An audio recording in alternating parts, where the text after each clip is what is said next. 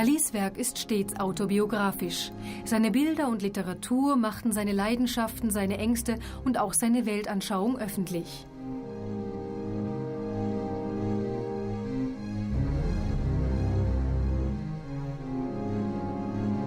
Er malte viele Selbstporträts, die seine innere Stimmung widerspiegelten.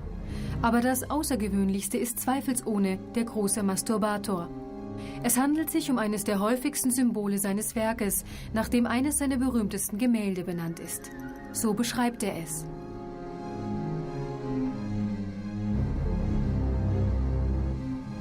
Es war die Darstellung eines großen Kopfes, gelb wie Wachs, mit sehr fleischfarbenen Wangen, langen Wimpern und einer großen Nase, die gegen die Erde gedrückt war.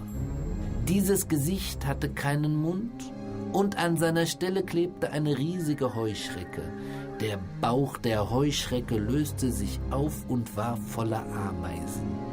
Mehrere dieser Ameisen liefen über das große, erschreckte Gesicht, dessen Kopf in einer Architektur und Dekoration im Stil von 1900 endete.